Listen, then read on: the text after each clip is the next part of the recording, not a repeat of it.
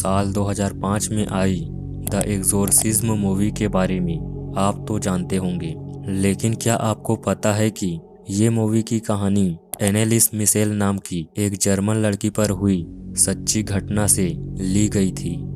हमारी आज की ये वीडियो उसी कहानी पर आधारित है। मैं आपको पहले ही बता दूं कि ये कहानी आगे चलकर बहुत डरावनी होने वाली है। अब इस वीडियो को देखना या ना देखना ये आपकी मर्जी है।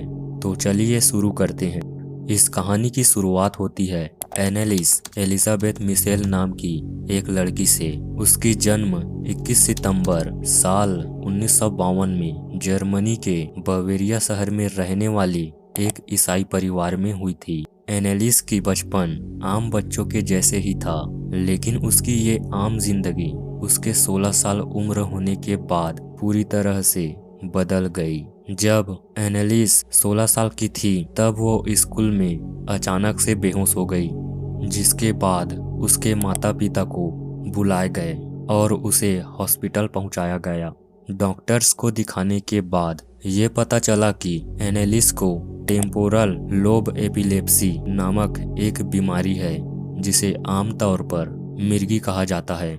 इस बीमारी में रोगी अपने याददाश्त खोने लगता है और साथ ही साथ उसका अपने शरीर पर भी कोई कंट्रोल नहीं रहता। उस स्कूल वाले घटना के बाद से एनेलिस को अक्सर मिर्गी के दौरे पड़ने लगे, जिसके कारण एनेलिस के परिवार वाले बहुत ही परेशान रहते थे। दिन ब दिन उसकी तबीयत खराब होती जा रही थी। अब एनेलिस को अपने कानों में कुछ अजीब सी फुसफुसाहट और डरावनी आवाजें सुनाई देने लगी। वो आवाजें उससे कहती थी कि वह अब मर जाएगी, क्योंकि उसके पूरे शरीर पर उनका कब्जा है। ये आवाजें उसे रोज सुनाई दिया करती, जिसे बार बार सुनने से एनेलिस डिप्रेशन में चली गई और शारीरिक रूप से भी वो कमजोर पड़ गई थी। इसलिए उसके माता पिता ने उसे एक साइकेट्रिक हॉस्पिटल ले गए। उसी हॉस्पिटल में उसकी इलाज शुरू हो गई, मगर 5 साल तक के लंबे ट्रीटमेंट के बावजूद एनेलिस ठीक नहीं हो पाई। उसकी हालत दिनों दिन बिगड़ती जा रही थी। वो अजीबोगरीब हरकतें करती, जैसे कि जब भी उसके पास कोई भी पवित्र चीजें ले जाते तब वो चिल्लाने लगती या फिर वहां से भाग जाती थी। कभी कभी तो एनेलिस अचानक से डरावनी आवाजों में हंसने लगती थी। जब भी वो हंसती तब ऐसा लगता मानो जैसे एक साथ कई लोग हंस रहे हो, और उसके बाद तुरंत रोने भी लगती थी। इस वजह से एनेलिस को लेकर उसके परिवार वाले और भी परेशान होने लगे। उसके माता पिता ने सोचा कि एनेलिस को एक बार चर्च में किसी प्रीस्ट को दिखाना चाहिए, लेकिन उससे पहले उन्होंने अर्नस्ट ऑल्ट नाम के व्यक्ति को अपने घर बुलाए, जो उनके ही पहचान का एक प्रीस्ट था। ऑल्ट ने घर में देखा कि एनेलिस फर्श पर पड़ी हुई है, और जैसे ही एनेलिस ने ऑल्ट को देखा तब वह पास पड़ी हुई कोयले की टुकड़े को खाने लगी। मगर इस दौरान ऑल्ट ने नोटिस किया कि एनेलिस के चेहरे पर एक अजीब सी डरावनी मुस्कान है।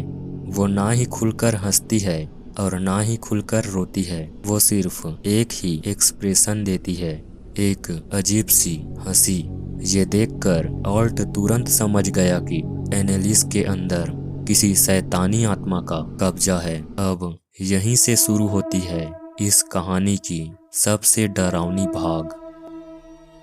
ऑल्ट एनेलिस के माता पिता को सलाह दिए कि एनेलिस का एक्सोर्सिज्म करवाना चाहिए। एक्सोर्सिज्म भूत प्रेत भगाने की एक रस्म होती है, लेकिन मुश्किल ये था कि उन दिनों एक्सोर्सिज्म को वहां पर अपराध माना जाता था, और इस तरह के किसी भी एक्सोर्सिज्म करने के लिए परमिशन लेनी पड़ती थी। साल 1975 में फादर अर्नोल्ड रेंज को एनेलिस पर एक्सोर्सिज्म करने की इजाज़त मिल गई। 24 सितंबर साल 1975 में फादर रेंज एनेलिस पर पहला एक्सोर्सिज्म करते हैं। जैसे ही उस पर झाड़ फूक शुरू हुआ, तब से वो आत्माएं गुस्सा हो गए और एनेलिस की हालत पहले से और भी ज्यादा खराब हो गई। ये देखते हुए फादर ने दोबारा से झाड़ फूक करने लगे, मगर एनेलिस कभी एक जगह बैठती नहीं थी, जिससे उनके इस झाड़ फूक की प्रक्रिया में दिक्कतें आ रही थी। इसलिए उन्होंने एनेलिस को मोटे मोटे चैन से बांध दिए ताकि वो एक जगह पर टिक कर बैठी रहे। मगर एनेलिस की हालत में जरा भी सुधार नहीं हो रही थी। एक्सोर्सिज्म के दौरान फादर को पता चल गया था कि उसके शरीर में 6 लोगों की आत्माएं कब्जा करे हुए हैं। उन आत्माओं के नाम कुछ इस प्रकार है: नीरो, कैन, हिटलर, जुडस, बेलियाल और लास्ट में लूसीफर, जिसे सबसे ज्यादा खतरनाक शैतान माना जाता है।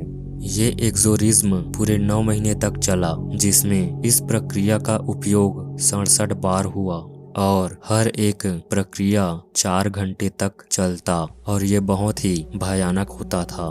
एनेलिस के ऊपर शैतानी आत्माएं इतनी हावी हो चुकी थी कि वो अपने माता पिता के ऊपर भी हमला कर देती। उसके घर के सभी लोग उसके पास जाने से डरने लगे, यहाँ तक कि कई बार एनेलिस खुद पर भी अपने दांतों से हमला कर लेती और घायल हो जाती थी। थोड़े दिनों बाद उसने खाना पीना भी छोड़ दी। जब फादर उससे खाना छोड़ने की वजह पूछते हैं, तब एनेलिस उनसे कहती कि उसके अंदर के शैतान उसे कुछ भी खाने पीने नहीं देते, जिसके कारण एनेलिस धीरे धीरे कुपोषण का शिकार हो गई और उसकी वजन 30 किलो से भी कम हो गई थी। उसने अपने माँ को बताई थी कि वह अब नहीं बच पाएगी। 30 जून 1976 में एनेलिस की अंतिम एक्सोर्सिज्म हुआ, जिसके अगले दिन बाद ही एनेलिस की 23 साल के उम्र में भयानक मौत हो गई।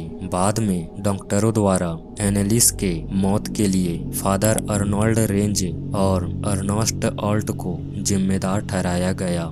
उनका कहना था कि एक्सोर्सिज्म प्रक्रिया के कारण एनेलिस की जान गई है। एनेलिस मिशेल के साथ हुई इस घटना का ऑडियो टेप भी मौजूद है। दरअसल जब भी उसकी एक्सोर्सिज्म हुआ करता, तब वे लोग साथ में उसके आवाज को भी रिकॉर्ड करते थे।